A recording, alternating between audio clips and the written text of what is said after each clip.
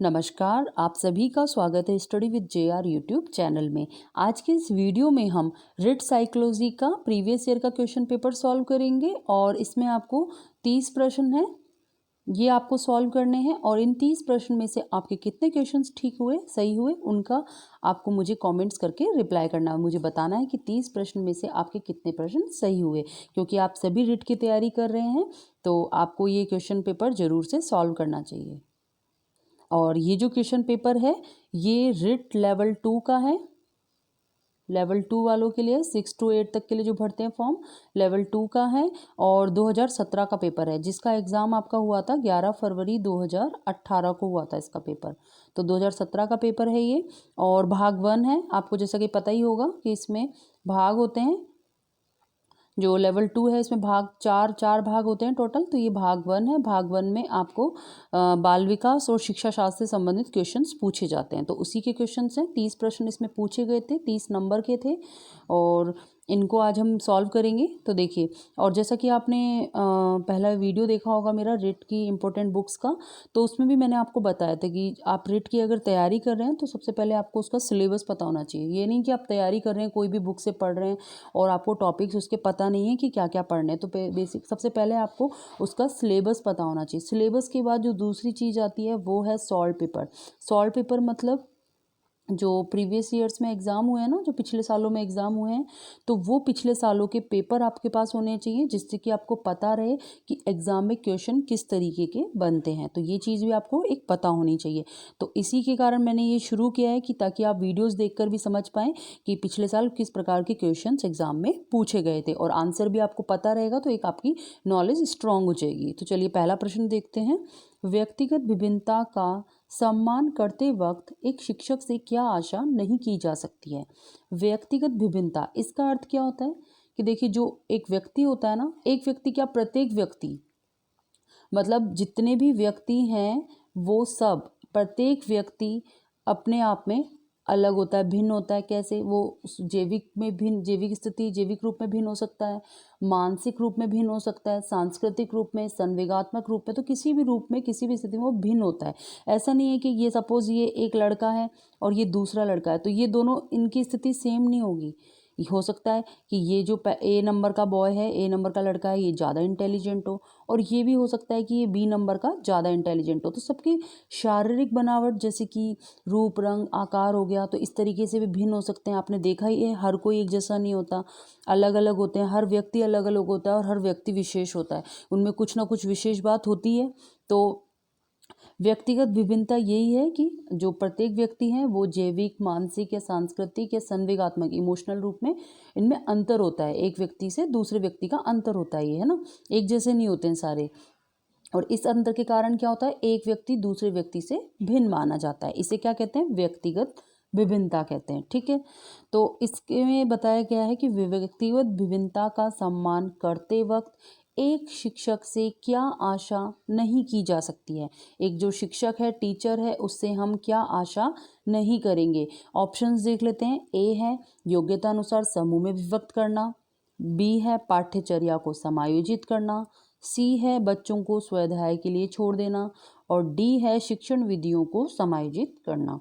तो इसका जो राइट आंसर है ये हो जाएगा ऑप्शन सी, बच्चों को स्वाध्याय के लिए छोड़ देना। ये एक टीचर को नहीं करना चाहिए, व्यक्तिगत विभिन्नता का सम्मान करते वक्त, क्योंकि हर जो बच्चा है वो अलग अलग है, अलग अलग प्रवृत्ति होती है हर बच्चे की। तो उसके अकॉर्डिंग टीचर ये नहीं कर सकता कि उनको खुद ही सेल्फ पढ़ने के लिए छोड़ दे। उसको टीचर को पढ़ाना ही पड़ेगा बच्चे को। नेक्स्ट क्वेश्चन है क्वेश्चन नंबर 2। यदि पूनम की कालानुक्रमिक उम्र तथा मानसिक उम्र 9 साल है तो उसकी बुद्धि लब्धि का वर्ग हो सकता है। यहाँ पर आपसे पूछा गया है कि बुद्धि लब्धि, ये जो टॉपिक है बुद्धि लब्धि, उससे आया है क्वेश्चन। तो इसमें देखिए, जो कालानुक्रमिक उम्र होती है, ये क्या होता है? इसे बोलते हैं वास्तविक आयु। कालानुक्रमिक आयु को क्या बोलते हैं? वास्तविक आयु। अब देखिए, उस बच्चे की वास्तविक आयु कितनी है? 9 साल। और मानसिक उम्र भी कितनी है? 9 साल। और इसके लिए एक फॉर्मूला, एक सूत्र है, आपने पढ़ा होगा, IQ = MA / CA × 100। ये फॉर्मूला है। तो इसको इस फॉर्मूले से आप सॉल्व कर सकते हैं, क्योंकि इसमें उम्र बताई गई है 9 साल। तो इसको आप जब इसमें रख के देखेंगे तभी आपको आंसर इसका पता चलेगा। तो देखिए जो आईक्यू निकालने के लिए बुद्धि लब्धि, आईक्यू बोलते हैं बुद्धि लब्धि को, तो बुद्धि लब्धि निकालने के लिए सबसे पहले ऊपर हमें रखना है MA, जिसे हम बोलते हैं मेंटल एज। तो मेंटल एज यानी मानसिक उम्र कितनी है उस बच्चे की, 9 साल। ठीक है, पूनम की नाम दे रखा है पूनम। ठीक है, पूनम की जो मेंटल एज है, मानसिक आयु है, वो है 9 साल।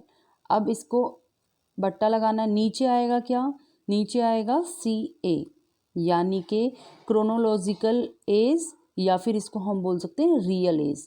तो क्रोनोलॉजिकल एज कालानुक्रमिक उम्र भी कितनी है उसकी, 9 साल ही है। दोनों उम्र उसने बताया क्वेश्चन में कि कालानुक्रमिक उम्र भी 9 साल है और मानसिक उम्र भी 9 साल है। अब इस फॉर्मूले के अकॉर्डिंग हमें इंटू करना है, किससे, 100 से, 100 से इसको गुणा करना है। तो अब देखिए क्या होगा, 9 से 9 कट जाएगा और कितना बचेगा, 100 बचेगा, 100 बचेगा, इजिकल टू आंसर आ जाएगा 100। अब 100 आंसर में आ गया। तो इसकी एक सारणी है, आपने देखी भी होगी, एक IQ सारणी आती है। तो इस IQ सारणी के अकॉर्डिंग आंसर आएगा। अब हमारा आंसर तो आ गया 100। अब आपको देखना पड़ेगा कि उस सारणी के अकॉर्डिंग कौन सा आंसर इसमें सही बैठेगा। ऑप्शन ए में दे रखा है उत्कृष्ट, बी में औसत से कम, सी में औसत और डी में प्रतिभावान। तो देखिए जो सारणी है, सारणी के अकॉर्डिंग इसका आंसर जो बैठेगा बिल्कुल सही, वो बैठेगा सामान्य बुद्धि, एवरेज, जिसे हम औसत भी बोलते हैं। तो एवरेज माना जाएगा स्टूडेंट, जो 140 प्लस होते हैं वो माने जाते हैं जीनियस, प्रतिभाशाली, और 20 से जो नीचे होते हैं वो माने जाते हैं जड़, इडियट बोलते हैं जिन्हें हम। तो वो माने जाते हैं 20 से जिनकी बुद्धि लब्धि कम होती है, और 140 से जिनकी ऊपर होती है वो होते हैं प्रतिभाशाली, और 100 के लगभग जो आते हैं वो होते हैं औसत। तो इसका राइट आंसर हो जाएगा औसत। नेक्स्ट देखिए, क्वेश्चन नंबर 3 है, निम्न में से कौन से स्वलीनता के लक्षण हैं। आपको बताना है, 4 ऑप्शंस दिए गए हैं और आपको ये बताना है कि निम्न में से कौन से स्वलीनता के लक्षण हैं। A कमजोर सामाजिक व्यवहार, B है रूढ़िबद्ध व्यवहार, C है कमजोर संप्रेषण और D है ऊपरी लिखित सभी। तो आपको इसमें बताना है कि कौन से स्वलीनता के लक्षण हैं। तो इसका जो राइट आंसर है वो हो जाएगा ऑप्शन डी, ऊपर लिखित सभी। स्वलीनता जिसको कि इंग्लिश में कहा जाता है ऑटिज्म, और इसका एक अन्य नाम भी है, स्वलीनता को कहते हैं स्वपरायणता, है ना। और इसके लक्षण होते हैं कि जो बच्चा होता है ना वो क्या करता है, सीमित या दोहराव युक्त व्यवहार करता है, जैसे एक ही शब्द को वो बार बार बोलेगा, इस तरीके का वो व्यवहार करता है, तो वो होता है स्वलीनता। और इसमें क्या होता है, कमजोर सामाजिक व्यवहार हो जाता है, रूढ़िबद्ध व्यवहार हो जाता है, कमजोर रहता है संप्रेषण उसका। तो ये सारे ही लक्षण इसके सही हैं, राइट आंसर हो जाएगा ऊपर लिखित सभी। नेक्स्ट क्वेश्चन है क्वेश्चन नंबर 4, मात्रात्मक व्यक्तिगत क्षमता रूपी प्रक्रिया को कहा जाता है। मात्रात्मक व्यक्तिगत क्षमता रूपी प्रक्रिया क्या कहा जाता है इसको। ऑप्शंस देख लेते हैं। ए है विकास, डेवलपमेंट, बी है वृद्धि, ग्रोथ, सी है संतुलन, इक्विलिब्रियम, डी है परिपक्वता, मैचुरेशन। तो इसका जो राइट आंसर है ये हो जाएगा ऑप्शन बी, वृद्धि, ग्रोथ, जिसे इंग्लिश में कहते हैं ग्रोथ, वृद्धि को। तो देखिए आपने मेरे रिट जो लेक्चर्स चल रहे हैं साइकोलॉजी के, उसमें आपने देखा होगा कि हमने बात करी थी अभिवृद्धि और विकास की, टॉपिक पढ़ा था हमने रिट साइकोलॉजी के लेक्चर में। तो उसमें हमने पढ़ा था कि जो विकास है इसका ये मात्रात्मक के साथ साथ गुणात्मक भी होता है, पढ़ा था हमने विकास को। और वृद्धि जो पढ़ी थी, वृद्धि होती है केवल मात्रात्मक, वृद्धि जो होती है इसमें मात्रात्मक परिवर्तन होता है। मतलब वृद्धि में आप देख सकते हैं जैसे शरीर का आकार बढ़ा तो आपको पता चल जाएगा कि वृद्धि हुई है। और जबकि विकास क्या है, टोटल ऑल ओवरऑल, मतलब पूरे शारीरिक विकास को अंतर्गत आता है। जो विकास होगा उसके अंदर मानसिक विकास भी आ जाएगा, शारीरिक विकास भी आ जाएगा, आपका संवेगात्मक विकास, मतलब सारे ऑल ओवर मान लीजिए टोटल सब चीज़ें इसके अंदर आ जाएंगी। किसके अंदर, विकास के अंदर। और जबकि वृद्धि क्या है, वृद्धि केवल मात्रात्मक है, इसमें आपको केवल जैसे शरीर के अंग का बढ़ना है ना, इस तरीके की ग्रोथ आपको दिखती है, मतलब फिजिकल ग्रोथ जो होती है। तो हमने पढ़ा था मात्रात्मक है, मतलब इसे हम माप सकते हैं। आपकी हाइट बढ़ी, सपोज आप 25 सेंटीमीटर के हैं और आपकी हाइट बढ़कर अब हो गई है 50 सेंटीमीटर, तो आप पहचान सकते हैं, इसको नाप सकते हैं आप। तो ये मात्रात्मक है, क्या? वृद्धि, जिसे हम इंग्लिश में बोलते हैं ग्रोथ। और इसका जो राइट आंसर है ये भी यही है, वृद्धि, ग्रोथ। और ये जो शब्द हैं संतुलन और ये परिपक्वता, ये तो अलग ही शब्द है, इसमें बात हो रही है मात्रात्मक व्यक्तिगत क्षमता की। ठीक है, नेक्स्ट क्वेश्चन है क्वेश्चन नंबर 5। किशोर अवस्था में एक बच्चे के उचित विकास हेतु माता पिता तथा शिक्षक निम्न कार्य कर सकते हैं, निम्न में से कौन सा? आपको बताना है कि किशोर अवस्था में एक बच्चे के उचित विकास के लिए माता पिता और शिक्षक कौन से कार्य कर सकते हैं। ऑप्शन ए है लिंग शिक्षा का उचित ज्ञान देना, बी है उचित वातावरण प्रदान करना, सी है परामर्श तथा मार्गदर्शन सेवा की व्यवस्था करना यदि आवश्यक हो, और डी है ऊपरी लिखित सभी। तो बताइए इसका आंसर क्या होगा? इसका राइट आंसर हो जाएगा ऑप्शन डी, ऊपर लिखित सभी। किशोर अवस्था, इस अवस्था में बच्चे के उचित विकास हेतु माता पिता और शिक्षक ये सारे कार्य कर सकते हैं। लिंग शिक्षा का उचित ज्ञान देना, ये अवस्था ऐसी है कि इस अवस्था में आप बच्चे को लिंग शिक्षा का ज्ञान दे सकते हैं। उचित वातावरण प्रदान करना, उचित वातावरण भी आपको प्रदान करना चाहिए, क्योंकि वैसे ही किशोर अवस्था जो है तनाव और संघर्ष की अवस्था रहती है। तो इस समय पे बहुत सारे चेंजेस होते हैं, हार्मोनल चेंजेस होते हैं, तो इस वजह से ये अवस्था जो है बिल्कुल तूफान और संघर्ष की ही मानी जाती है। तो इसके अलावा देखिए परामर्श तथा मार्गदर्शन सेवा की व्यवस्था करना यदि आवश्यक हो, तो इस समय पे ही सबसे ज़्यादा परामर्श और मार्गदर्शन की ज़रूरत पड़ती है, क्योंकि जो किशोर अवस्था होती है इसमें क्या होता है, बालकों में बहुत ज़्यादा भटकाव की स्थिति हो जाती है। तो इस समय परामर्श और मार्गदर्शन सेवा की बहुत ज़्यादा जरूरत भी होती है, और लिंग शिक्षा का उचित ज्ञान भी देना जरूरी होता है। इसके साथ ही साथ उचित वातावरण भी प्रदान करना होता है। तो इसका राइट आंसर ऑप्शन डी, ऊपरी लिखित सभी। ये तीनों ऑप्शन बिल्कुल ठीक है। नेक्स्ट है क्वेश्चन नंबर 6। क्वेश्चन नंबर 6 देखिए, निम्न में से कौन क्रियात्मक शोध से संबंधित नहीं है? आपको 4 ऑप्शंस दिए गए हैं, आपको बताना है कि कौन सा है जो क्रियात्मक शोध से संबंधित नहीं है। इस तरीके के क्वेश्चन बहुत आते हैं, मतलब इसमें नहीं एक वर्ड जोड़ देते हैं, जिससे क्या होता है कि बाकी के 3 ऑप्शन तो सही होते हैं, एक ऑप्शन ऐसा होता है जो उस चीज़ से रिलेटेड नहीं होता और वही आंसर हमें ढूंढना होता है। तो इस प्रकार के क्वेश्चन बहुत आते हैं। अब देखिए इसमें क्या है, क्रियात्मक शोध से संबंधित नहीं है। ए में देखिए क्रियात्मक शोध सिद्धांत निर्माण में सहायता करता है। ऑप्शन बी है यह व्यवहारिक समस्या के समाधान करने में सहायक है। सी है त्वरित चिंताजनक समस्या के ऊपर यह केंद्रित होता है। और ऑप्शन डी है यह रचनात्मक प्रतिक्रिया देता है, जैसे उद्देश्य और प्रणाली में खुला परिवर्तन होना। तो इसका जो राइट आंसर है ये हो जाएगा ऑप्शन ए, क्रियात्मक शोध सिद्धांत निर्माण में सहायता करता है। कौन क्रियात्मक शोध से संबंधित नहीं है? देखिए कौन सा वर्ड क्रियात्मक शोध से संबंधित नहीं है, तो ये जो राइट आंसर है क्रियात्मक शोध सिद्धांत निर्माण में सहायता करता है, ये इससे संबंधित नहीं है। देखिए जो क्रियात्मक शोध है इसका उद्देश्य क्या रहता है? इसका उद्देश्य है तत्कालीन समस्या का समाधान खोजना, है ना। और जो क्रियात्मक शोध है इसको कोलंबिया विश्वविद्यालय के प्रोफेसर हैं स्टीफन एम कोरे, इन्होंने 1953 में शिक्षा जगत में स्थायी रूप से प्रतिष्ठित किया था। तो ये एक आपको नाम याद रखना है। और वैसे इसका राइट आंसर जो हो जाएगा क्रियात्मक शोध से संबंधित कौन सा नहीं है? ए नहीं है, क्रियात्मक शोध सिद्धांत निर्माण में सहायता करता है। बाकी ये तीनों इसके सही हैं, क्रियात्मक शोध से संबंधित हैं ये तीनों, बी, सी और डी। तो इसका जो राइट आंसर है ये ए हो जाएगा, ये संबंधित नहीं है। नेक्स्ट क्वेश्चन है क्वेश्चन नंबर 7। देखिए एक शिक्षक अपनी कक्षा में थॉर्नडाइक के सिद्धांत को लागू करने जा रहा है। एक शिक्षक जो अपनी कक्षा में क्लास में थॉर्नडाइक के सिद्धांत को लागू करने जा रहा है, निम्नलिखित में से क्या शिक्षक को लागू नहीं करना चाहिए? वापस से नहीं वाला क्वेश्चन है, मतलब इस तरीके के क्वेश्चन पूछे जाते हैं कि 3 फैक्ट तो बिल्कुल सही होते हैं, एक ही होता है जो गलत, उसको आपको इनमें से ढूंढना होता है। तो इसका राइट आंसर पहले ऑप्शंस पढ़ लेते हैं। ऑप्शन से ए, बच्चों को तैयार किया जाना चाहिए तथा उन्हें कार्य सीखने हेतु सही रूप से प्रेरित किया जाना चाहिए। बी है बच्चों को नई चीज़ें सीखने हेतु खोज विधि के लिए उन्मुख किया जाना चाहिए। ऑप्शन सी है उचित अभ्यास तथा ड्रिल कार्य किया जाना चाहिए। और ऑप्शन डी है जहाँ तक हो शिक्षक को पुरस्कार का उपयोग सही रूप में करने की कोशिश करनी चाहिए। तो देखिए सबसे पहले इसका राइट आंसर देख लेते हैं।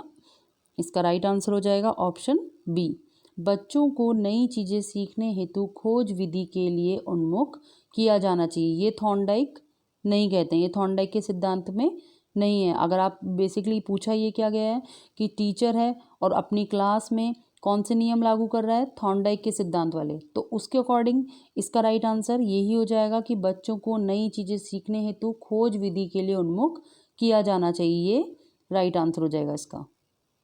अब आप इसका आंसर करेंगे तो थॉर्नडाइक के सिद्धांत को लागू करने जा रहा है। देखो, तो थॉर्नडाइक के सिद्धांत आपको पता होने चाहिए। थॉर्नडाइक ने 3 सिद्धांत दिए थे, कौन कौन से हैं? तत्परता का, दूसरा है अभ्यास का, तीसरा है प्रभाव का। ये 3 सिद्धांत दिए थे। तो देखिए, ये खोज वाला उसने नहीं दिया था, तो इससे भी हम पहचान सकते हैं कि थॉर्नडाइक के सिद्धांत को लागू कर रहा है, और थॉर्नडाइक ने तो खोज वाला दिया ही नहीं था। तो इसका राइट आंसर यही हो जाएगा, ऑप्शन बी। नेक्स्ट है क्वेश्चन नंबर 8। क्वेश्चन नंबर 8 है, बाल्यावस्था के दौरान अपने तथा दूसरों के नजरिए में फर्क करने में अयोग्यता को दर्शाता है। बाल्यावस्था के दौरान कौन सी अवस्था की बात हो रही है? बाल्यावस्था की बात हो रही है। बाल्यावस्था के दौरान अपने तथा दूसरों के नजरिए में फर्क करने में अयोग्यता को दर्शाता है। ऑप्शन ए है केंद्रस्थ, जिसे बोलते हैं सेंट्रिसिज्म। बी है आत्म केंद्रस्थ, जिसे बोलते हैं ईगोसेंट्रिसिज्म। सी है जनात्मवाद, जिसे बोलते हैं एनिमिज्म। और डी है इनमें से कोई नहीं। तो इसका जो राइट आंसर है ये हो जाएगा ऑप्शन बी, आत्म केंद्रस्थ, ईगो सेंट्रिसिज्म। तो देखिए, जो मनोवैज्ञानिक हैं जिन पियाजे, इन्होंने संज्ञानात्मक विकास का सिद्धांत दिया था, और इन्होंने विकास की कितनी अवस्थाएं बताई थी? 4 अवस्थाएं बताई थी। 4 अवस्थाएं कौन कौन सी थी? संवेदी क्रियात्मक अवस्था, प्राक संक्रियात्मक अवस्था, मूर्त संक्रियात्मक अवस्था और औपचारिक संक्रियात्मक अवस्था। तो इसमें जो दूसरी अवस्था है प्राक संक्रियात्मक अवस्था, जो कि 2 से 7 वर्ष तक की है, तो इसमें प्राक संक्रियात्मक अवस्था 2 से 7 वर्ष की, इसके भी 2 भाग हैं, प्राक संप्रत्यात्मक अवधि और दूसरा है अंतर्दर्शी अवधि। तो जो प्राक संप्रत्यात्मक अवधि है ये है 2 से 4 वर्ष की। कितने वर्ष की है? 2 से 4 वर्ष की। और इसी के अंतर्गत आता है आत्म केंद्रस्थ। इसमें बताया गया है कि जो बच्चा होता है ना, दूसरा भी वैसा ही देखते हैं, सोचते हैं, अनुभव करते हैं जैसा बालक स्वयं करते हैं। तो इसमें बालक क्या करता है कि खुद भी, मतलब दूसरों को भी वैसा ही देखेगा जैसा वो खुद देख रहा है। जैसा वो सोचता है तो वो दूसरों के लिए भी वैसा ही सोचता है, अनुभव करता है। तो इस प्रकार से ये है आत्म केंद्रित ईगोसेंट्रिसिज्म की अवस्था। और इसमें भी बोला गया है कि बाल्यावस्था के दौरान अपने तथा दूसरों के नज़रिए में फ़र्क करने में अयोग्यता, मतलब कि जो इधर वाला बच्चा है और ये दूसरे बच्चे को देख रहा है, तो ये क्या सोचेगा कि जो मैं सोच रहा हूँ ना वही ये बच्चा सोच रहा है। इस तरीके का सेम वो आ जाता है विजन। तो ये हो जाता है आत्म केंद्रस्थ। क्वेश्चन नंबर 9 है, जब कोई बारंबार अपनी कमजोरियों से निकलने में असफल होता है और कुछ प्रवीणता हासिल करता है या साधारणतः अधीनता या अपकर्ष को ज़्यादा बल देने लगता है, ऊपरी लिखित तथ्य को किसने हीन भावना कहा है। मतलब आपको यहाँ पर ये फैक्ट दिया गया है और पूछा गया है कि ये किसने कहा है, ये तथ्य, ये फैक्ट है जो ये किसने कहा है। क्या कहा गया है कि जब कोई बारंबार अपनी कमजोरियों से निकलने में असफल होता है, कुछ प्रवीणता हासिल करता है या साधारणतः अधीनता या अपकर्ष को ज़्यादा बल देता है। तो इसका राइट आंसर हो जाएगा, ये किसने कहा है? ये कहा है ऑप्शन डी, अल्फ्रेड एडलर। इसका राइट आंसर हो जाएगा ऑप्शन डी, अल्फ्रेड एडलर ने कहा है। नेक्स्ट क्वेश्चन है क्वेश्चन नंबर 10। अत्यंत निपुणतापूर्ण अधिगम पद्धति जिस पर बांडुरा तथा वॉल्टर ने बल दिया वे हैं। ऑप्शन ए पुरस्कार तथा सजा, ऑप्शन बी निरीक्षण युक्त अधिगम या अनुकरण, ऑप्शन सी स्ववास्तवीकरण और डी है उपलिखित कोई नहीं।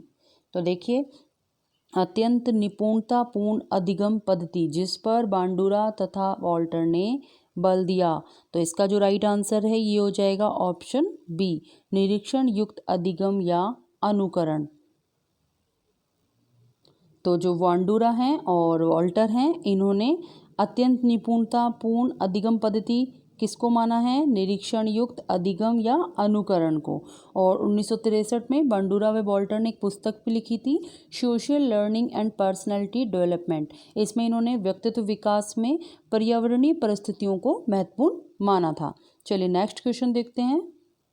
क्वेश्चन नंबर 11, शिक्षा के अधिकार अधिनियम के अंतर्गत निम्न में से क्या शिक्षक के कार्य नहीं माने गए हैं। इसमें भी देखिए नहीं माने गए हैं, मतलब 3 जो हैं वो माने गए हैं और एक ऐसा है जो नहीं माना गया है। तो शिक्षा के अधिकार अधिनियम से क्वेश्चन बनकर आया है। इसमें आपको बताना है कि शिक्षक के कार्य नहीं माने गए हैं। कौन सा कार्य है जो एक शिक्षक का कार्य नहीं है। ऑप्शन ए है एक निश्चित समय में पाठ्यक्रम को पूरा करना, बी है शिक्षक को खुद को व्यक्तिगत ट्यूशन में व्यस्त रखना चाहिए, सी है विद्यालय के लिए नियमितता बनाए रखना चाहिए तथा समय का पाबंद होना चाहिए, और डी ऑप्शन है हर बालक की अधिगम क्षमता को समझकर उसकी ज़रूरत के अनुसार उन्हें अतिरिक्त अनुबोध प्रदान करना चाहिए। तो देखिए इसको अगर आप एज ए टीचर खुद लेंगे तो आप इसका आसानी से आंसर निकाल सकते हैं। और बेसिकली पूछा गया है शिक्षा के अधिकार अधिनियम के अकॉर्डिंग। तो इसका जो राइट आंसर है ये हो जाएगा ऑप्शन बी, शिक्षक को खुद को व्यक्तिगत ट्यूशन में व्यस्त रखना चाहिए, ये नहीं करना चाहिए। हम खुद भी अगर एक टीचर हैं और आप टीचर बनेंगे तो आपको भी क्या नहीं करना है, खुद को व्यक्तिगत ट्यूशन में व्यस्त नहीं रखना है। और ये तो बिल्कुल सही बात है। देखिए अगर हम खुद के ऊपर भी रख के देखें तो इस क्वेश्चन का आसानी से सॉल्व कर सकते हैं। तो एक देखिए इसमें जो ये है एक निश्चित समय में पाठ्यक्रम को पूरा करना चाहिए, तो ये तो एक बिल्कुल टीचर का फ़र्ज बनता है कि निश्चित समय में उस पाठ्यक्रम को पूरा करे। और विद्यालय के लिए नियमितता बनाए रखना तथा समय को पाबंद होना चाहिए, बिल्कुल होना चाहिए। विद्यालय के लिए नियमितता होनी चाहिए, समय का पाबंद होना चाहिए, तभी तो वो अपने बच्चों को विद्यार्थियों को सिखा पाएगा। और हर बालक की अधिगम क्षमता को समझकर उसकी ज़रूरत के अनुसार उन्हें अतिरिक्त अनुबोध प्रदान करना चाहिए। देखिए जो क्लास होती है उसमें बहुत सारे बालक होते हैं और सबकी अधिगम क्षमता एक जैसी नहीं होती। किसी की लर्निंग पावर अच्छी होती है, किसी की कम होती है, कोई जल्दी सीखता है, कोई लेट सीखता है। तो इसके अकॉर्डिंग टीचर को क्या करना चाहिए कि उनकी ज़रूरत के हिसाब से उनको अलग से एक्स्ट्रा उनको समझाए, कोई अलग टेक्निक यूज़ करके समझाए, चाहे अलग समय थोड़ा सा एक्स्ट्रा दे के समझाए। तो ये टीचर का फ़र्ज़ बनता है। और हम खुद भी टीचर बनेंगे तो हमारा भी ये फ़र्ज़ बनेगा कि हम ये कार्य करें। तो इसमें देखिए जो एक टीचर है, शिक्षक है, इसको खुद को व्यक्तिगत ट्यूशन में व्यस्त रखना ये नहीं करना चाहिए।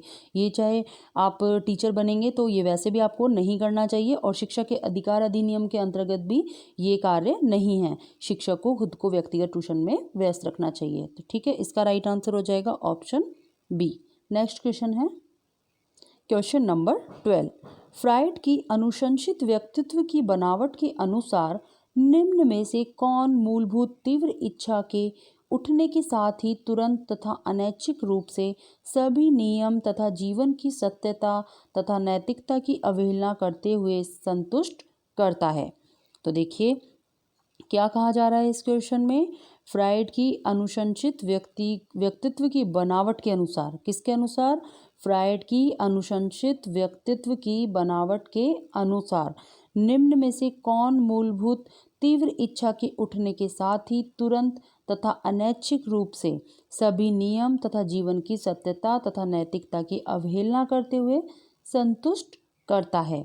इसका जो राइट आंसर है, तो इसका जो राइट आंसर है ये हो जाएगा ऑप्शन सी, इदम।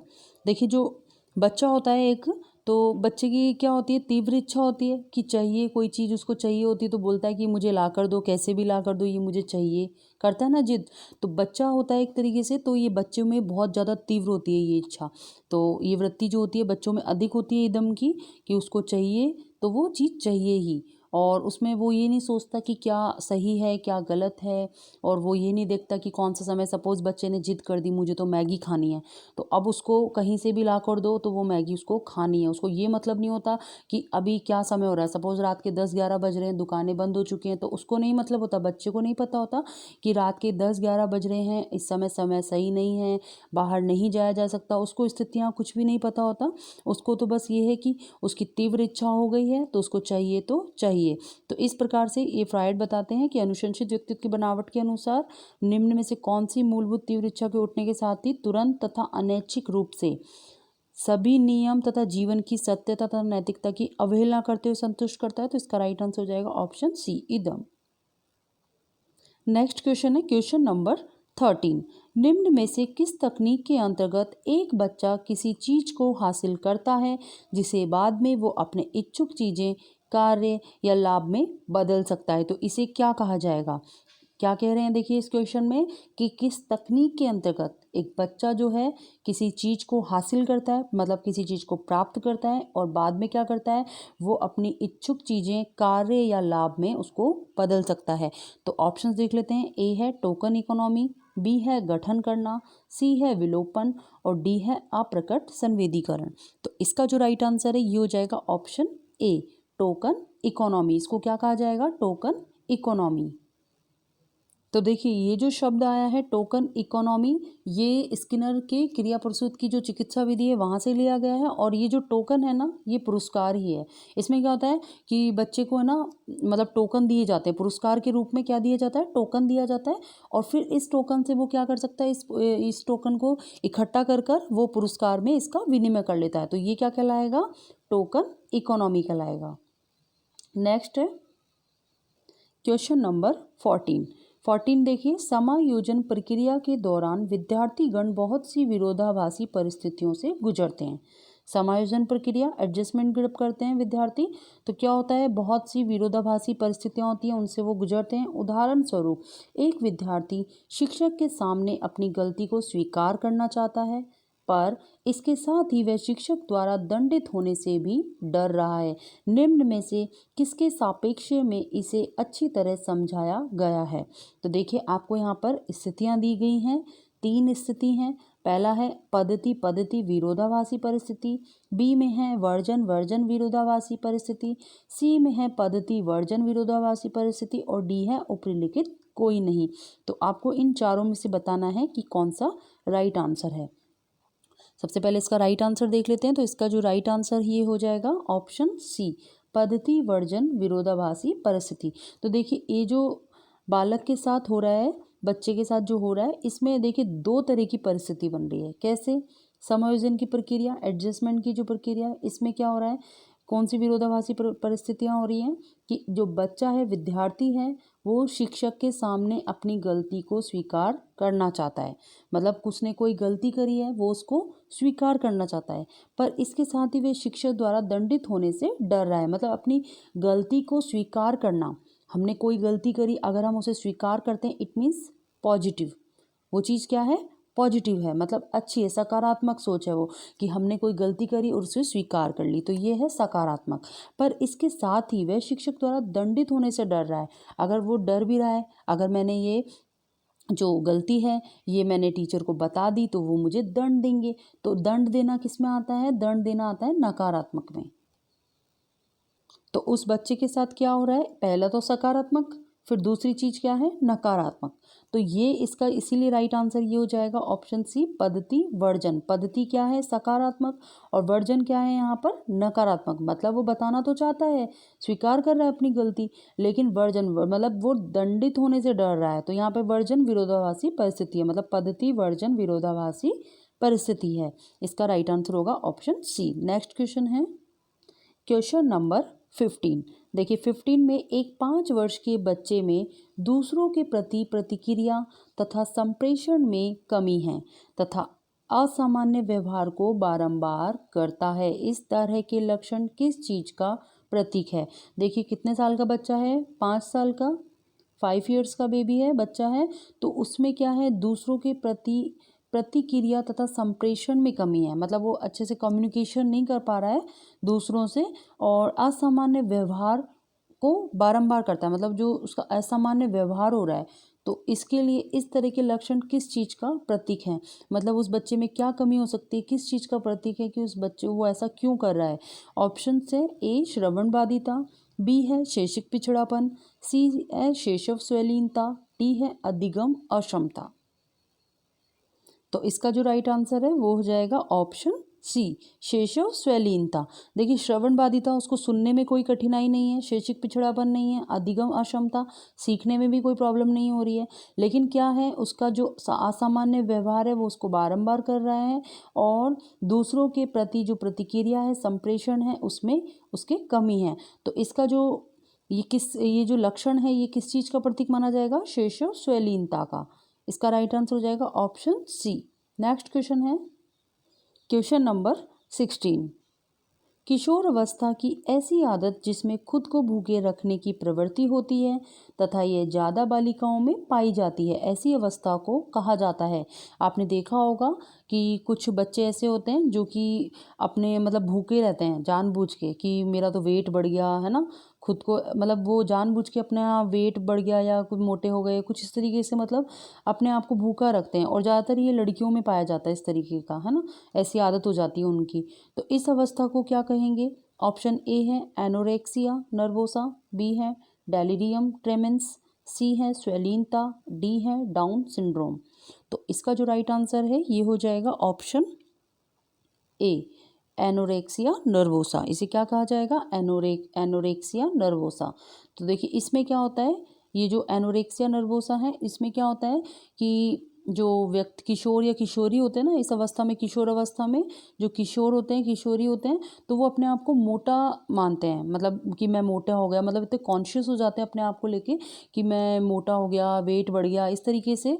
तो वो क्या करते हैं फिर खाने में अपने आप की जो अपना खाना जो डाइट वो ले रहे होते हैं उसमें कटौती करने लग जाते हैं। इसको कहते हैं एनोरेक्सिया नर्वोसा, है ना। नेक्स्ट क्वेश्चन है क्वेश्चन नंबर 17। तो देखिए निम्न में से कौन सा शब्द दूरदर्शिता के लिए दिया गया है? क्वेश्चन नंबर 17, निम्न में से कौन सा शब्द दूरदर्शिता के लिए दिया गया है? आपको ऑप्शन दे रखे हैं। ऑप्शन ए है ऑप्टिक एट्रोफी, बी है एस्टिग्मेटिज्म, सी है हाइपोरिया और डी है रिफ्रैक्शन। तो इसका जो राइट आंसर है ये हो जाएगा ऑप्शन, बताइए कौन सा होगा? तो इस प्रश्न को आपको इसमें विद्यार्थियों को बोनस अंक दिया गया था। एक्चुअल में इसमें क्या हुआ था, इसकी जो इंग्लिश थी और हिंदी था, हिंदी वर्ड था दूरदर्शिता और इंग्लिश शब्द में दिया गया था फार साइटनेस, है ना। इंग्लिश शब्द में दिया गया था फार साइटनेस और हिंदी था दूरदर्शिता। और दूरदर्शिता का अगर हिंदी में अर्थ लगाएं हम तो इसका अर्थ होता है जो आगे की सोचता है, आगे की देखता है, वो दूरदर्शी होता है ना। सुना है आपने वर्ड दूरदर्शी?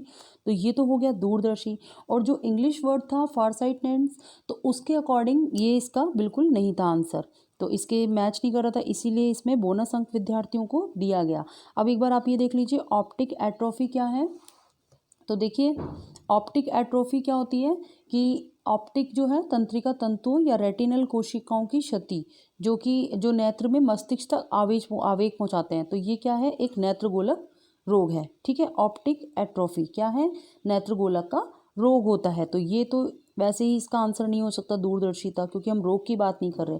बी में देखिए क्या है? एस्टिग्मेटिज्म। एस्टिग्मेटिज्म क्या होता है? तो ये अपवर्तक त्रुटि है जो कॉर्निया के आकार में अनियमितता के कारण होती है। इसमें क्या होता है कि केंद्रण की समस्या होती है और आंखों में खिंचाव होता है और धुंधला दिखाई देता है। तो ये भी नहीं हो सकता इसका आंसर। तो अब इसका सी में देखिए हाइपोरोपिया। हाइपोरोपिया में क्या है कि दूरदर्शी, तो इसमें जो दूरदर्शी दूर की जो दृष्टि होती है ना उसमें दूरदृष्टि दोष बोलते हैं एक्चुअल में इसको। तो दूरदृष्टि तो इसमें क्या होता है ठीक होती है, लेकिन जो निकट की वस्तु होती है ना वो स्पष्ट दिखाई नहीं देती। ये हो गया हाइपोरोपिया। डी है रिफ्रैक्शन। रिफ्रैक्शन क्या होता है? आंख में प्रवेश करने वाली प्रकाश की जो किरणें हैं ना वो रेटिना पर केंद्रित नहीं होती, इसमें दूर की, पास की अथवा दोनों जो होती है ना दृष्टि वो धुंधली हो जाती है। तो इस तरीके से ये इसके चारों ही ऑप्शन इसमें बिल्कुल भी सही नहीं बैठे कि कौन सा शब्द दूरदर्शिता के लिए दिया गया है। तो ये चारों शब्द जो हैं वो दूरदर्शिता के लिए नहीं दिए गए हैं, इसीलिए इस क्वेश्चन पे विद्यार्थियों को बोनस अंक दिया गया था। नेक्स्ट क्वेश्चन है क्वेश्चन नंबर 18 में देखिए सीखने का व्यवहारिक सिद्धांत किसके द्वारा दिया गया? सीखने का व्यवहारिक सिद्धांत किसने दिया था? ऑप्शन है थॉर्नडाइक, गार्डनर, कोहलर, हल तथा टॉलमैन। तो इसका जो राइट आंसर है ये हो जाएगा, अच्छा इस क्वेश्चन में भी विद्यार्थियों को बोनस अंक दिया गया था। क्यों दिया गया था? इसमें भी हिंदी और इंग्लिश में गड़बड़ हो गई थी। देखिए कैसे, इसमें हिंदी में दिया गया सीखने का व्यवहारिक सिद्धांत और इंग्लिश में क्या दे दिया गया? Insightful theory. तो इन दोनों में डिफरेंस आ गया, इनसाइटफुल थ्योरी अलग है इंसाइटफुल थ्योरी को क्या कहा जाता है? अंतर्दृष्टि का सिद्धांत। अगर इंसाइटफुल थ्योरी अगर इंग्लिश में इनमें दिया गया है तो यहाँ पर व्यवहारिक सिद्धांत नहीं आना चाहिए था, तो इसलिए भी विद्यार्थियों को इस क्वेश्चन में बोनस अंक दिया गया था। और जो इंसाइटफुल थ्योरी है ये किसने दी थी? गेस्टाल्टवादियों ने दी थी। और जो व्यवहारिक सिद्धांत है ये अधिगम के सिद्धांत है, वहाँ से लिया गया है व्यवहारिक सिद्धांत सीखने का, अधिगम वाला सीखने का, तो ये वहाँ से लिया गया है। तो इसीलिए इस प्रश्न पर बोनस अंक दिया गया था। नेक्स्ट क्वेश्चन है क्वेश्चन नंबर 19। तो देखिए 19 में निम्न में से कौन सी संस्था प्रशिक्षण नियमावली तथा कार्यक्रमों को विकलांगता पुनर्वास के क्षेत्र में भारत में क्रियान्वयन करती है? कौन सी संस्था प्रशिक्षण नियमावली तथा कार्यक्रमों का विकलांगता पुनर्वास के क्षेत्र में भारत में क्रियान्वयन करती है? तो ऑप्शंस देख लेते हैं। ए है राष्ट्रीय अध्यापक शिक्षा परिषद, बी है राष्ट्रीय शैक्षिक योजना एवं प्रशासन विश्वविद्यालय, सी है राष्ट्रीय शैक्षिक अनुसंधान एवं प्रशिक्षण परिषद, और डी है भारतीय पुनर्वास परिषद। तो इसका जो राइट आंसर है ये हो जाएगा ऑप्शन डी, भारतीय पुनर्वास परिषद। तो कौन सी संस्था है? भारतीय पुनर्वास परिषद जो है प्रशिक्षण नियमावली तथा कार्यक्रमों का विकलांगता पुनर्वास के क्षेत्र में भारत में क्रियान्वयन करती है। ठीक है, तो भारतीय पुनर्वास परिषद जो है जिसे हम बोलते हैं आरसीआई, और यह एक पंजीकृत सोसाइटी के रूप में 1986 में स्थापित हुई थी और 23 जून 1992 को सांविधिक निकाय के रूप में यह अस्तित्व में आई थी और विकलांगता पुनर्वास के ऊपर ये कार्य करती है। ठीक है, तो इसका राइट आंसर हो जाएगा ऑप्शन डी, भारतीय पुनर्वास परिषद। नेक्स्ट क्वेश्चन है क्वेश्चन नंबर 20 में देखिए, एक विशेष स्तर पर बच्चे मौलिक तर्क का इस्तेमाल करना शुरू कर देते हैं तथा सभी प्रकार के प्रश्नों का जवाब जानना चाहते हैं। पियाजे ने इसे अंतर्ज्ञान कहा है। पियाजे के अनुसार निम्न में से कौन से चरण का यह अर्थ है? आपको बताना है पियाजे के अनुसार। ऑप्शन ए साकार संचालन, बी पूर्व संचालन, सी औपचारिक संचालन, और डी है उपरोक्त कोई भी नहीं। तो इसका जो राइट आंसर है ये हो जाएगा ऑप्शन बी, पूर्व संचालन। तो देखिए पियाजे जो हैं, पियाजे ने संज्ञानात्मक विकास सिद्धांत की कितनी अवस्थाएं बताई थी? 4 अवस्थाएं बताई थी। पहली है संवेदी क्रियात्मक अवस्था, दूसरी है प्राक या पूर्व संक्रियात्मक अवस्था, तीसरी है मूर्त जिसे हम साकार भी बोलते हैं, साकार संक्रियात्मक अवस्था, और चौथी है औपचारिक संक्रियात्मक अवस्था।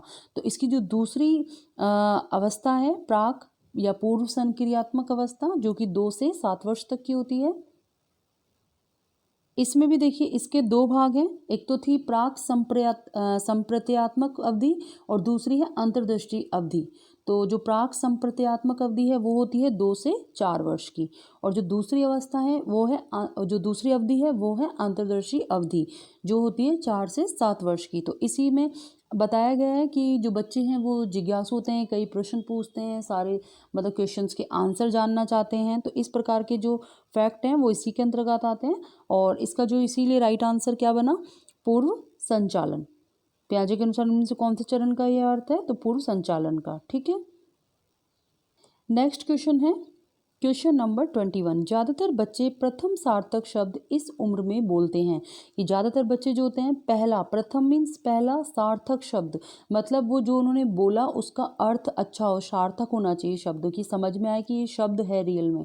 तो सार्थक शब्द है वो किस उम्र में बोलते हैं? 3 महीने में? नहीं, 3 महीने में बिल्कुल नहीं बोलता है बच्चा, 6 महीने में भी नहीं बोलता है, और 35 से 40 महीने तो बहुत ज़्यादा हो जाते हैं, और 10 से 13 महीने हाँ इसमें ज़रूर बच्चा बोलता है। इसका आंसर आप मतलब अपने अनुमान से भी सही कर सकते हैं कि 10 से 13 महीने में, मतलब 1 साल के अंतर्गत बच्चा बोलने लग जाता है। आपने सुना होगा, छोटे बच्चे देखे हैं तो वो बोलते हैं मम्मी, पापा, चाचा, दादा, इस तरीके के ये सार्थक शब्द बोलने लग जाते हैं 10 से 13 महीने में। तो इसका जो राइट आंसर है वो हो जाएगा ऑप्शन डी, 10 से 13 महीने में। नेक्स्ट क्वेश्चन है क्वेश्चन नंबर 22 में देखिए, बहुबुद्धि सिद्धांत के जनक कौन है। इसमें तो आपको याद ही करना पड़ेगा कि जो सिद्धांत हैं और उनके जनक कौन है। तो एग्जाम में इस तरीके के क्वेश्चन भी बन जाते हैं। तो जितने भी सिद्धांत हैं और उनके जनक है वो आपको बिल्कुल याद होने चाहिए। तो ये देखिए 22 नंबर पे है, बहुबुद्धि सिद्धांत के जनक कौन है। ऑप्शन ए है बाइगोट्स्की, बी है ब्रूनर, सी है अल्फ्रेड बिनेट, डी है गार्डनर। तो इसका जो राइट आंसर है ये हो जाएगा ऑप्शन डी गार्डनर। बहुबुद्धि सिद्धांत के जनक कौन है। ऑप्शन डी गार्डनर है। नेक्स्ट क्वेश्चन है क्वेश्चन नंबर 23। निम्न में से किसने सामाजिक रचनावाद दर्शन पर अत्यधिक बल दिया है। किसने सामाजिक रचनावाद दर्शन पर, देखिए किसने सामाजिक रचनावाद दर्शन पर अत्यधिक बल दिया है। ऑप्शन ए बाइगोट्स्की, बी पियाजे, सी है डेवी, डी है कोलबर्ग। तो बताइए राइट आंसर क्या होगा इसका। इसका राइट आंसर हो जाएगा ऑप्शन ए बाइगोट्स्की। तो जो बाइगोट्स्की हैं इन्होंने सामाजिक रचनावाद दर्शन पर अत्यधिक बल दिया था। नेक्स्ट क्वेश्चन है क्वेश्चन नंबर 24। निम्न में से कौन सी दृष्टिबाधित विद्यार्थियों के लिए उपयोग की जाने वाली सहायक सामग्री नहीं है। दृष्टिबाधित जिन्हें दिखाई नहीं देता, तो ऐसे बच्चों के लिए कौन सी उपयोग की जाने वाली सहायक सामग्री नहीं है। तो इनमें से 3 ऐसी हैं जो की जा सकती हैं और एक ऐसी है जो नहीं की जा सकती है। ऑप्शन ए है बड़े प्रिंट की किताबें, बी है विशाल कंप्यूटरीकृत किताबें, सी है वाणी संश्लेषक, डी है पाठ्य पुस्तक का अनुपूरक। तो इसका जो राइट आंसर है, तो इस प्रश्न पर भी बोनस अंक दिया गया क्योंकि इसके जो चारों ऑप्शन हैं वो चारों ही दृष्टिबाधित विद्यार्थियों के लिए उपयोग की जाने वाली सहायक सामग्रियां हैं। जबकि इन्होंने पूछा है नहीं है, तो इनमें इन्होंने एक भी ऑप्शन ऐसा नहीं दिया कि जो सहायक सामग्री नहीं है दृष्टिबाधित विद्यार्थियों के लिए। जैसे बड़े प्रिंट की किताबें, तो जो दृष्टिबाधित हैं उनके लिए बड़े प्रिंट की किताबें ही छपती हैं जिन्हें दिखने में कठिनाई होती है। विशाल कंप्यूटरीकृत किताबें, वाणी संश्लेषक यानी कि जो बोलते हैं वाणी संश्लेषक वो वाली, और पाठ्य पुस्तक का अनुपूरक। तो ये चारों ही ऑप्शन इसमें ऐसे हैं जो दृष्टिबाधित विद्यार्थियों के लिए उपयोग किए जाने वाले माने गए हैं। तो इसीलिए इस क्वेश्चन पर भी बोनस अंक विद्यार्थियों को दिया गया था। नेक्स्ट है क्वेश्चन नंबर 25। श्रवण में विकृति की माप की जाती है। तो देखिए श्रवण में जो विकृति होती है इसकी माप किस में की जाती है। ए हर्ट्ज में, बी डेसिबल में, सी वॉट में, और डी है पौंड में। तो इसका जो राइट आंसर है ये हो जाएगा ऑप्शन बी डेसिबल में। किस में की जाती है। डेसिबल में की जाती है श्रवण में विकृति की माप। तो देखिए जो डेसिबल है ये ध्वनि की तीव्रता या मात्रा को मापने की इकाई है। कौन। डेसिबल। ध्वनि की तीव्रता होती है या मात्रा होती है, इनको मापने की इकाई है। और डेसिबल का जो बढ़ता हुआ अंक होता है वो श्रवण विकृति की सीमा को दर्शाता है। जैसे इसका बढ़ता हुआ अंक होगा वो उसकी सीमा को दर्शाएगा। किसकी सीमा को। श्रवण विकृति की सीमा को। और ऑडियोग्राम द्वारा ध्वनि का रेखाचित्र प्राप्त किया जाता है इसमें। तो ये जो श्रवण में विकृति की माप की जाती है किस में की जाती है। डेसिबल में की जाती है। नेक्स्ट क्वेश्चन है क्वेश्चन नंबर 26। निम्नलिखित में से कौन सूक्ष्म चलन कौशल का उदाहरण है। आपको बताना है कि कौन सा सूक्ष्म चलन कौशल का उदाहरण है। ए चढ़ना, बी कूदना, सी दौड़ना, और डी लिखना। तो देखिए इसका राइट आंसर हो जाएगा ऑप्शन डी लिखना। निम्नलिखित में से कौन सूक्ष्म चलन कौशल का उदाहरण है। लिखना है। और बाकी के जो तीनों हैं चढ़ना, कूदना, दौड़ना किसके उदाहरण हैं। ये हैं स्थूल के। देखिए 2 प्रकार के ये चलन कौशल, एक तो स्थूल होता है और एक सूक्ष्म होता है। तो स्थूल में क्या क्या आ जाता है। उछलना, दौड़ना, कूदना, इस तरह की जो एक्टिविटी होती है वो सारी स्थूल में आ जाती हैं। और सूक्ष्म में क्या आता है, जैसे ब्लॉक बनाना और अंगूठे की सहायता से वस्तु को उठाना, चित्रात्मक पहेलियों को जोड़ना, है ना, हाथ या भुजा शरीर से सभी मतलब इस तरीके के कार्य करना, ये किस में आएंगे। सूक्ष्म चलन कौशल में आएंगे। तो लिखना जो है किस में आ जाएगा। सूक्ष्म चलन कौशल में आ जाएगा। तो इसका right answer option D. Next question है क्वेश्चन नंबर 27 में पूछा गया है कि स्कीमा का मतलब है। स्कीमा का मतलब है ऑप्शन ए खंडन क्रियाविधि, बी अधिगम विधि, सी है लंबे समय के याददाश्त में सूचना के संगठित पैकेट्स का एकत्रित होना, डी है शारीरिक प्रतिभा क्रियाविधि। तो अब बताइए स्कीमा का मतलब क्या है, इसमें इसका राइट आंसर क्या होगा। तो इसका राइट आंसर हो जाएगा ऑप्शन सी, लंबे समय की याददाश्त में सूचना के संगठित पैकेट्स का एकत्रित होना। तो जो स्कीमा होता है वो मनोविज्ञान व संज्ञानात्मक विज्ञान में स्कीमा जो है वो विचार या व्यवहार के पैटर्न का वर्णन करता है, और यह एक क्या है, मानसिक प्रतिनिधित्व है जो हमें अपने ज्ञान को श्रेणियों में व्यवस्थित करने में सक्षम बनाता है। ठीक है, नेक्स्ट क्वेश्चन है क्वेश्चन नंबर 28।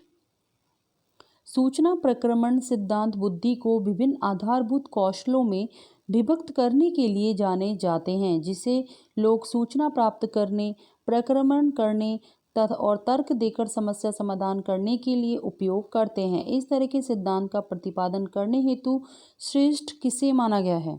ऑप्शन है जीरोम ब्रूनर, और बी है जीन पियाजे, सी है जेपी गिलफोर्ड, डी है रॉबर्ट स्टर्नबर्ग। तो देखिए क्या होगा इसका राइट आंसर। सूचना प्रक्रमण सिद्धांत बुद्धि को विभिन्न आधारभूत कौशलों में विभक्त करने के लिए जाने जाते हैं, जिसे लोग सूचना प्राप्त करने, प्रक्रमण करने और तर्क देकर समस्या समाधान करने के लिए उपयोग करते हैं। तो इस सिद्धांत का प्रतिपादन किसने किया है, देखिए कौन है। तो इसका राइट आंसर हो जाएगा ऑप्शन डी, रॉबर्ट स्टर्नबर्ग ने। किसने किया है, रॉबर्ट स्टर्नबर्ग ने किया है। नेक्स्ट क्वेश्चन है निम्न में दिए गए आईक्यू स्तर में शिक्षणीय वर्ग को चुनें। आपको इसमें से दिए गए आईक्यू स्तर में शिक्षणीय वर्ग को चुनना है। ए है 70 से 90, बी है 30 से 50, सी है 50 से 70 और डी है 50 से नीचे। तो इसका जो राइट आंसर है वो हो जाएगा ऑप्शन, इसमें देखिए ए भी सही है और सी भी सही है। आईक्यू स्तर में बताया गया है शिक्षणीय वर्ग को चुनना है, और 70 से 90 और 50 से 70। तो देखिए जिनकी जो जड़ बुद्धि है, आईक्यू है, वो 25 से आईक्यू जो है मैक्सिमम 25 है, मतलब 25 से नीचे ही मान लीजिए आप, 25 से नीचे है, इनको ना तो प्रशिक्षित किया जा सकता है ना ही इनको शिक्षा दी जा सकती है। मतलब जिनका 25 है, 25 से नीचे है ना, इनको माना जाता है जड़ बुद्धि, तो ये तो आते ही नहीं है इसके नीचे। फिर इसके बाद आईक्यू जिनका 25 से 50 होता है ना, उनको शारीरिक प्रशिक्षण तो दिया जा सकता है लेकिन शिक्षा नहीं दी जा सकती, तो ये भी शिक्षणीय वर्ग में नहीं आएंगे। फिर इसके बाद देखिए मूर्ख बुद्धि आते हैं। मूर्ख बुद्धि जो होते हैं लोग, ये होते हैं 50 से 70 वाले, जैसा कि हमारा ये ऑप्शन सी सही भी है, 50 से 70 वाले। तो इसमें देखिए इन्हें शिक्षा प्रदान करने हेतु विशेष प्रयास की आवश्यकता होती है, लेकिन शिक्षा दी जा सकती है, शिक्षणीय वर्ग में आते हैं ये। फिर है 70 से 90 वाले। तो 70 से 90 वाले में देखिए जो सीमांत बुद्धि वाले होते हैं, तो इनकी जो बुद्धि लब्धि होती है, आईक्यू होता है, ये 70 से 80 होता है, और ये सामान्य बालकों के साथ ही जो समुचित ध्यान देने पर शिक्षा ग्रहण कर लेते हैं, तो ये भी शिक्षणीय वर्ग में आ गए। इसीलिए ये दोनों ऑप्शन इसमें सही हैं, 70 से 90 वाले भी और 50 से 70 वाले भी। और जबकि जो 50 से नीचे वाले हैं ये शिक्षणीय वर्ग में नहीं आएंगे। तो निम्न में से दिए गए आईक्यू स्तर में शिक्षणीय वर्ग को चुनें। तो शिक्षणीय वर्ग में ये दोनों ही इसमें सही बैठ रहे हैं, ए और सी। नेक्स्ट क्वेश्चन है क्वेश्चन नंबर 30। आनुवंशिकता की इकाई है। आनुवंशिकता की इकाई ऑप्शन ए क्रोमोसोम, बी निषेचित अंडा, सी जीन, डी युग्मज। तो इसका जो राइट आंसर है ये हो जाएगा ऑप्शन सी, जीन। जो आनुवंशिकता है इसकी इकाई क्या है, जीन है। तो आनुवंशिकता की इकाई क्या हो जाएगी, जीन। ऑप्शन सी इसका बिल्कुल ठीक है। और इसी के साथ आज के हमारे जो रिट साइकोलॉजी 2017 का जो पेपर है और इसका भाग 1 का साइकोलॉजी का जो पेपर है ये कंप्लीट हो गया। 30 प्रश्न इसमें हमने शामिल किए थे और 30 प्रश्न एग्जाम में आए भी थे। और आपको मुझे बताना है कि आपके 30 में से कितने प्रश्न सही हुए। इन 30 में से आपके कितने प्रश्न आपने सही किए मुझे कमेंट्स करके ज़रूर बताइएगा। इसके साथ ही आपके लिए वीडियो जरा सी भी हेल्पफुल रही आपके लिए तो प्लीज़ वीडियो को लाइक कर दीजिए, इसके साथ ही शेयर कर दीजिए, और चैनल को सब्सक्राइब नहीं किया है तो प्लीज़ सब्सक्राइब कर लीजिए। और आने वाले वीडियोज़ में हम इसी तरीके के क्वेश्चन सॉल्व करेंगे, तो बने रहिए इस चैनल के साथ। धन्यवाद।